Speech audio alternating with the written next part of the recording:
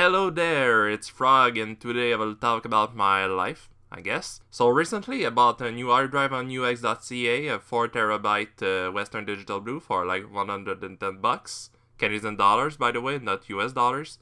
So yeah, $110 excluding taxes. Yeah, it was in sale on UX, and it seemed to be a pretty good deal for me. It is not a fancy hard drive by any means. In fact, it's just a 5400 RPM hard drive. But yeah, I was on a budget constraint and I prioritized storage space over performance and other stuff you could ask for a hard drive, whatever that is. And being able to get a 4TB of extra storage space is really great for me. This hard drive will be mostly used not to do work on it, but rather to store data that I will use occasionally, or might use in the future, such as backups, mostly backups in fact, or simply all the stuff I do not want on my 1TB hard drive or my SSD. Having a hard drive nowadays is extremely simple. I won't do a complete demo here, but it's just a matter of plugging a SATA data cable on the SATA port.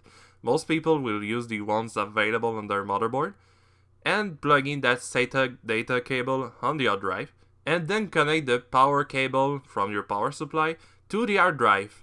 However, I sure had a lot of pleasure, this is sarcasm, to plug that SATA cable on the port that was literally under my graphic card. That is pleasure!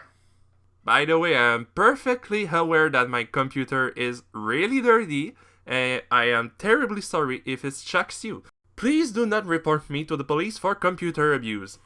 Once it is done, it should be automatically detected by the firmware, which is what my UEFI of my system successfully did. And my old Manjaro installation also detected the hard drive without problem, as you can see. Then a few days later, I went for a complete fresh reinstall of Windows 10 and Manjaro. I decided to do that because my old partitioning was simply not appropriate anymore for my current needs. And at that point I considered that I will not lose much more by going for a fresh start, instead of trying to reorganize everything without wiping everything out. For Windows 10, I went for a very basic partitioning, dedicating some space for the C drive on my SSD and some space on my 1TB hard drive for miscellaneous data that I could need on Windows 10. Note that I did not allocate any storage space for Windows 10 on my 4TB hard drive. The whole 4TB, I should say, will be exclusively used on Manjaro Linux.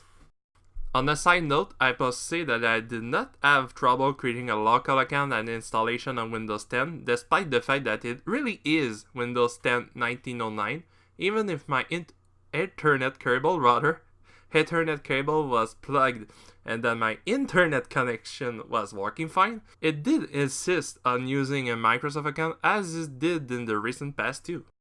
Also on Windows 10, I do like creating two accounts, one administrator account and one standard account, and then use the standard account 99% of the time. No problem on creating a second account too, a second local account too, I must say, with standard permissions, even if it's still insisting a lot on the Microsoft account, more than I would like to, but yeah, it is pretty annoying, but you have no choice.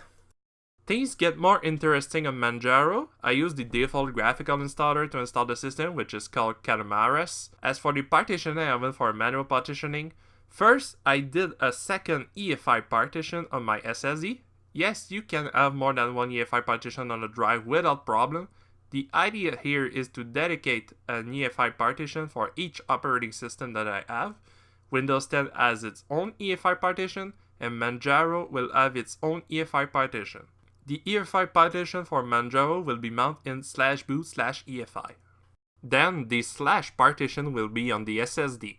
For each partition except the EFI partition, which is in FAT32, I use the classic ext4 file system, which works just fine for me.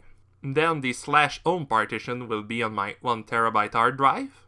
As for the 4TB hard drive, the whole hard drive will be dedicated for Manjaro, and the only partition on it will be mounted as /var. Later on, I will simply create some directories that will contain my personal data. So in summary, everything that is in /var will be on my 4TB hard drive, everything in /home will be on my 1TB hard drive, and everything else that is neither in /var nor in /home will be on my SSD. And yeah, that's pretty much it. The only thing left is to configure each operating system, Windows 10 and Manjaro, to my liking. By the way, the edition I choose is the same as the previous one I used, which is Manjaro Cinnamon. So I hope you liked this video. It is pretty rare that I speak in a video, and hopefully my English was intelligible enough. And see you next time for another video.